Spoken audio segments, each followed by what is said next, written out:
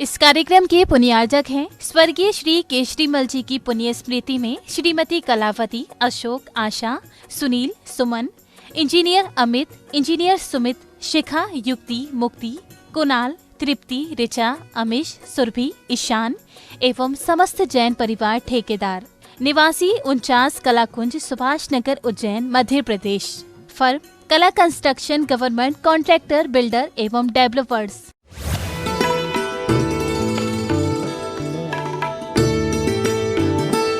अंतिम निर्देश। वर्धमान स्वामी के शासन में हमसे विराजते और उनकी यह पावन पीयूष देशना हम सभी के लिए परम उपकारी। अनादिकाल से हमारी इस आत्मा में जो जन्म, जरा और मृत्यु रूपी रोग लगे, उन रोगों का उपशमन करने वाली कोई परम औषधि है तो वह एकमात्र यह जिनवाणी। भव्यात्मा बिन जानते दोष गुणन को कैसे तजिए कहिए।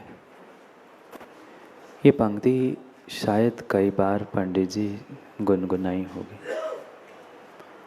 पर शायद जीव आज तक अपने गुणों और दोषों को समझ नहीं पाए। ये परम सत्य है। इस ब्रह्मांड का ऐसा कोई भी जीव नहीं है माँ, जिसमें गुण और दोष दोनों नहीं है। जहाँ खूबियाँ है वहाँ खामियाँ हैं, जहाँ गुण है वहाँ दोष भी। पर उन दोषों से दूर होने के लिए, अपने गुणों को समझने के लिए पहले उन दोनों में हमें अंतर भी तो समझ में आना चाहिए। समस्या ये है कि व्यक्ति कभी अपने दोषों को दोष नहीं मानता और दूसरों के गुणों को कभी गुण नहीं मानता। अंतर समझना। व्यक्ति अपने दोषों को कभी दोष नहीं मानता और दूसरों के गुणों को कभी गुण नहीं मानता। उसके गुणों को तो दोष और अपने दोषों को तो गुण मानता है। ये किसी 1, 2, 4, 6, 10 लोगों की नहीं, अपितु संसार के अधिकांश और सर्वाधिकांश जीवों की यही परिणति है। और शायद इसी कारण से ही यह जीव अनादि से इस संसार में दुख को प्राप्त कर रहा है। कल समझा था ना, दुखी कौन, क्यों, किन कारणों से। मात्र और मात्र हम अपने जीवन में उस सत्यता को समझ नहीं पा रहे हैं, अपने स्वयं के दोषों को और दूसरों के गुणों को देख नहीं पा रहे हैं। यही सबसे बड़ी बुखारिया जी हमारी कमी है। कल पूछ रहे थे ना, श्रेष्ठता कैसे मिले। ऐसी ही सम्यक दृष्टि की श्रेष्ठता सम्यक दृष्टि प्राप्त नहीं करता। इस संसार में वही जीव श्रेष्ठ है जो सम्यक को प्राप्त करता है, जो अपने गुणों को गुण, अपने दोषों को दोष मानता है, सामने वाले के गुणों को गुण और सामने वाले के दोषों को दोष बिल्कुल बराबर मानता है। क्या माँ हम अपने दोषों को दोष मानते? क्या दूसरों के गुणों की कभी प्रशंसा करते हुए हम उनको भी अपने सीने से लगाने का प्रयास करते हैं?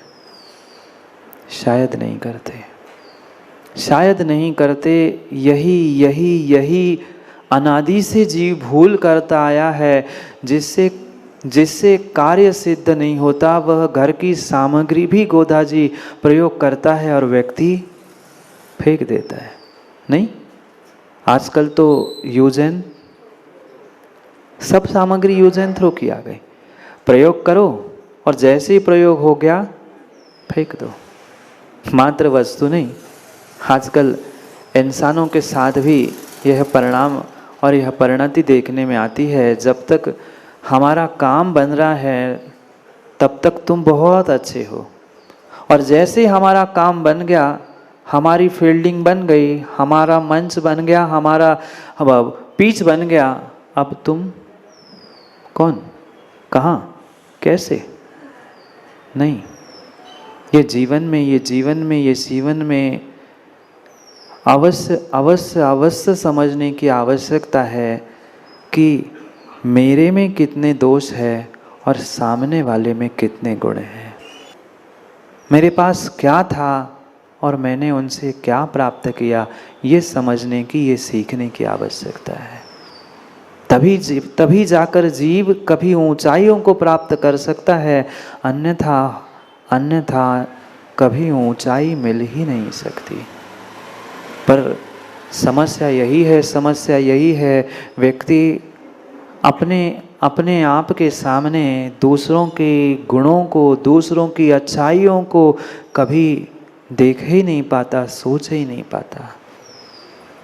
ये ध्यान रखना, इस संसार का अगर रहस्य देने वाला और सत्य का बखान करने वाला कोई दर्शन, कोई धर्म है तो ये जैन धर्म, जैन दर्शन है, जो एक श्वान, एक सुअर को भी गले लगाना सिखाता है, एक त्रियंच को भी उठाकर कान में नमोकार सुनाना सिखाता है, कभी तिरस्कार, कभी किसी के राग में आके किसी से द्वेष करना किंचित नहीं सिखाता। कभी किसी के राग में आकर द्वेष करने का कभी पुरुषार्थ मत करो। मैं कई बार कह चुका हूँ, ज्ञानियों मात्र एक इंसानों के राग में त्रियंचों से द्वेष कर बैठे थे इस युग के पहले तीर्थंकर। राग था, इंसानों को कैसे भोजन मिलेगा अगर त्रियंच खा जाएगा तो? एक के राग में दूसरे से द्वेष हो चुका था, जबकि द्वेष दिख नहीं रहा था, पर जहाँ राग होता है वहाँ द्वेष नियम से होता है, नियम से होता है। सम्यक दृष्टि को इस राग द्वेष से ही उठने का प्रयास कराने का पुरुषार्थ कुंद कुंद भगवान कह रहे हैं। आज दो गाथाओं के माध्यम से भगवान हमें गुण और दोष दोनों समझाने वाले हैं। किन दोषों को छोड़कर किन गुणों को प्राप्त करते हुए मैं अपने जीवन को स्टार्ट और स्मार्ट कर सकता हूँ, उसका ही हमें आज पुरुषार्थ करना है। क्योंकि पापियों को फेंक देना, जिससे काम सिद्ध हो जाए, उन वस्तुओं को और उन व्यक्तियों को फेंक देना फिर भी आसान है, पर फेंकने से काम नहीं होता है। फेंको मत, जोड़ो। फेंको मत, जोड़ो। जिसकी सोच बड़ी होती है, जो वास्तव में इस सम्यक दर्शन से श्रेष्ठ होता है, ज्येष्ठ नहीं बुखारिया जी। ज्येष्ठ तो संसार में बहुत सारे हैं, बड़ा भाई भी ज्येष्ठ हो सकता है, पर बड़ा भाई ज्येष्ठ होने के नाते श्रेष्ठ हो जरूरी नहीं है। कथा नहीं सुनी क्या कमठ मरुभूति की? सुनेंगे फिर कभी। ज्येष्ठता तो थी, पर ज्येष्ठता के साथ श्रेष्ठता तभी होती है जब सोच की श्रेष्ठता होती है। एक छोटे से इंसान, छोटे से व्यक्ति को भी जब हम एक धर्मात्मा मानकर उसकी प्रशंसा, उसको अगवा बनाने का प्रयास करते हैं, ज्ञानी तुम्हारा तो वैसे ही पुण्य का उदय था कि तुम देव शास्त्र गुरु की सन्निधि में पहुंच चुके थे, पूजा पाठ कर रहे थे, माना कि तुम अर्घ्य नहीं चढ़ा पाए सचिव सुनील जी, और आपके हाथ की द्रव्य किसी 5 साल के बालक को आपने हाथ में दे दी, बेटा तू चढ़ा दे, मैं रोज चढ़ाता हूँ। क्या आपको पुण्य नहीं मिलेगा? नहीं, मेरी द्रव्य है, मेरे भगवान है, मेरा मंदिर है, मैं ही चढ़ाऊंगा। आपने अपने पुण्य का तत्क्षण में नाश कर दिया। और वही समझदारी से हमने माँ अपने हाथ की चम्मच उस आने वाले नए बालक के हाथ में दे दी, बेटा मैंने तो 20 वर्षों से आहार दिए हैं, तू आज पहली बार आया है, ले तू 4 बार दे दे, मैं बाद में दे दूँगा, वो भी खुश हो जाएगा और आपको भी सातिशय पुण्य मिलेगा, क्योंकि आपने स्वयं को अनुमोदना करते हुए उससे कारित करवाया है। ये था तरीका, ये थी सोच सम्यक दृष्टि की। मैं भले ही कुछ कम कर लूं, पर कुछ समझने वाला, प्राप्त करने वाला कुछ प्राप्त करे। पर ये भी युवाओं ध्यान रखना, प्राप्त करने के लिए हमारे पास भी विनय की, समर्पण की और श्रद्धा की आवश्यकता है। तभी हम कुछ बुजुर्गों से प्राप्त कर सकते हैं, अन्यथा कार्य होने वाला नहीं है। परसों एक कॉपी में कही गोधा जी, वो लिखा हुआ सूत्र था, फेंको मत जोड़ो, फेंको मत जोड़ो और फेंको मत जोड़ो। अंतर समझना, नहीं आया समझ में? फेंको मत जोड़ो और फेंको जोड़ो मत, दोनों में जमीन आसमान का अंतर है। शब्द वही है, शब्द वही है, शब्द वही है, शब्द वही है। कहाँ पर रुकना, कहाँ पर बोलना, किस प्रकार से बोलना और किस प्रकार से रुकना, ये अगर कला हमें नहीं आती है तो वही सुंदर सुभाषित बोलने वाला भी ऐसा लगता है, अरे क्यों पत्थर पटक रहा है, क्यों पत्थर पटक रहा है।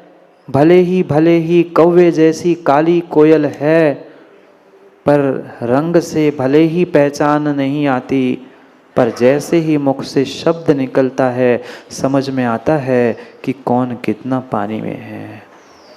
बात ना हमें कौवे की करनी है, ना कोयल की करनी है, ना हमें किसी प्रकार से बहिरंग साधनों में, हमें तो अपनी स्ट्रेंथ तक पहुंचना है, क्योंकि जीवन को स्टार्ट और स्मार्ट करना है। जीवन को स्टार्ट और स्मार्ट करना है तो पहले मुझे अपनी स्ट्रेंथ को समझना है, और स्ट्रेंथ को समझने के लिए मात्र गुणों को समझने से काम नहीं होगा, मेरी कमी को भी मुझे खोजना होगा, मेरी खामियों को भी खोजना होगा। खोजा कभी माँ, कभी अपनी खामियों को खोजा? खामियों को तो खोजा, पर पड़ोसी के, दूसरों की। व्यक्ति ने आज तक अपनी कमी, अपने दोष, अपनी खामियों को खोजने का प्रयास किया ही नहीं है। नहीं है, कौमा इधर का उधर हो जाता है तो अर्थ का अनर्थ हो जाता है। दादा आया समझ में? फेंको मत जोड़ो, ये धर्मात्मा है, सच्चे देव शास्त्र गुरु का भक्त है। भले ही वो अपने आप को भक्त माने नहीं माने, उसकी परिणति, उसके परिणाम, वो कौन, क्या, कैसा, वो स्वयं जाने। पर मुझे, अगर मैं सम्यक दृष्टि हूँ तो मुझे प्रत्येक इंसान धर्मात्मा दिखता है, प्रत्येक जीव सम्यक दृष्टि दिखता है। इतनी बड़ी सोच उस सम्यक दृष्टि को होती है। वो कभी नहीं सोचता फेंको मत जोड़ो। कौमा आ रहा है ना समझ में? फेंको मत जोड़ो और फेंको कौमा मत जोड़ो, दोनों में जमीन आसमान का अंतर है। एक सम्यक दृष्टि का वचन है, एक सम्यक दृष्टि की सोच है, और एक मिथ्या दृष्टि की सोच है। अरे जितने आ रहे हैं, जितने जुड़ रहे हैं, वे तो मात्र और मात्र तुम्हारे पुण्य के उदय से तुम्हारे लिए साथ देने पहुंच रहे हैं। पर हम ये सोचते हैं जिनेन पंडित जी कि हम खरीद के लाए हैं सो हम भी उपभोग करें। ऐसा काम कभी नहीं होता, ऐसा काम कभी नहीं होता, ऐसा काम कभी नहीं होता। ये बहुत बड़ी हमारी भूल है कि हम अपने आप को सब कुछ मान रहे हैं, सामने वाले को कुछ भी नहीं मान रहे। मान लिया माँ आप जैसा भोजन आपकी बहू नहीं बना पा रही, मान लिया।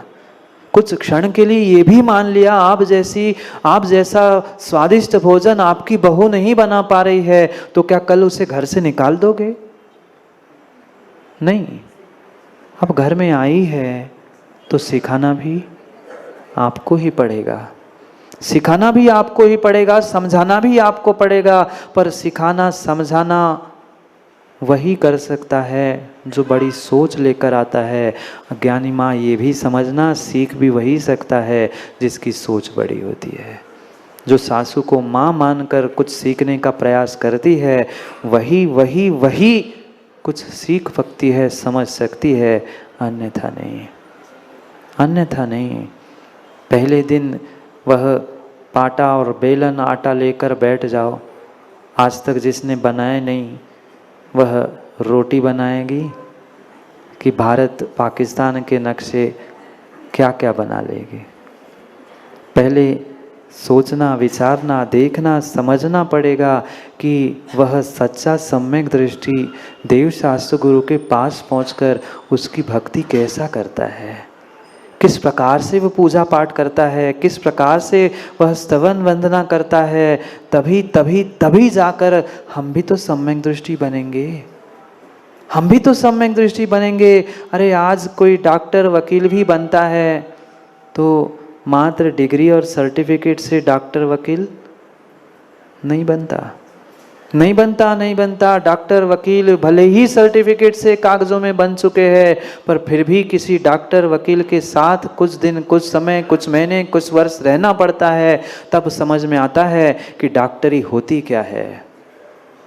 सर्टिफिकेट मिलने से, डिग्री मिलने से कोई भी डॉक्टर वकील अच्छी प्रैक्टिस नहीं कर सकता। जो पहले प्रैक्टिस कर रहा था, जो पहले सम्यक दृष्टि बन चुका है, ऐसे श्रद्धावान सम्यक दृष्टि के पास पहुंचकर उनकी क्रियाओं को समझने की आवश्यकता है, उसके एक एक चारित्र को समझने की आवश्यकता है। भले ही उसके पास कोई स्वरूपाचरण चारित्र नहीं है, कोई स्वरूपाचरण चारित्र नहीं है, कोई निश्चय व्यवहार रत्नत्रय का भी वह धारक नहीं है, पर फिर भी विवेक पूर्वक उसके पास क्रियाएं होती है, जिसे सम्यक्त्वाचरण चारित्र कहा, जिसे सम्यक्त्वाचरण चारित्र कहा। वह कभी भी व्यसन, दोष, पाप आदि को प्राप्त करता ही नहीं। बुद्धिपूर्वक कभी भी इन दोषों को प्राप्त नहीं करता। वह कभी 7 भयों से, 7 व्यसनों से युक्त होता ही नहीं। समझ रहे हैं ना? कुछ दिन से कुंद भगवान हमें सम्यक दृष्टि बनाने का प्रयास कर रहे हैं। तुम सम्यक दृष्टि बन जाओ ना ज्ञानी, तो विश्वास मानना तुम्हारे स्मार्ट जीवन की स्टार्ट हो चुकी है, तुम्हारे स्मार्ट जीवन की स्टार्ट हो चुकी है। इतना पुलकित होता है। कोई धर्मात्मा आता है, कोई धर्मात्मा मुझे सहयोग करने आता है तो वो पुलकित होता है, गदगद होता है कि चलो मैं तो कर ही रहा था, पर मेरा कितना सौभाग्य है। प्रतीक अभी विधान की कह रहे थे ना, ऐसा मत कह देना नहीं मेरा विधान है, मैं ही पूरे अर्घ चढ़ाऊंगा। तूने तो द्रव्य लगा ली। मैं तो कहता हूँ विधान जब होगा, जहाँ होगा वैसा होगा, पर तुमने भावना भागकर सातिशय पुण्य तो आज से प्रारंभ कर दिया।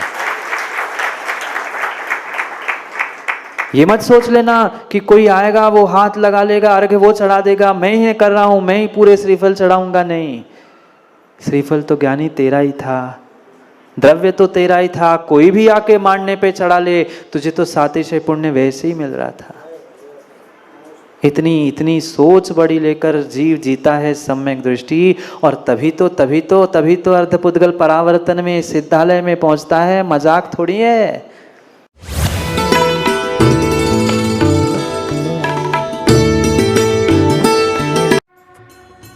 इस कार्यक्रम के पुण्यार्जक थे स्वर्गीय श्री केशरीमल जी की पुण्य स्मृति में श्रीमती कलावती, अशोक, आशा, सुनील, सुमन, इंजीनियर अमित, इंजीनियर सुमित, शिखा, युक्ति, मुक्ति, कुणाल, तृप्ति, ऋचा, अमीश, सुरभि, ईशान एवं समस्त जैन परिवार ठेकेदार, निवासी 49 कलाकुंज, सुभाष नगर, उज्जैन, मध्य प्रदेश। फर्म कला कंस्ट्रक्शन, गवर्नमेंट कॉन्ट्रैक्टर, बिल्डर एवं डेवलपर्स।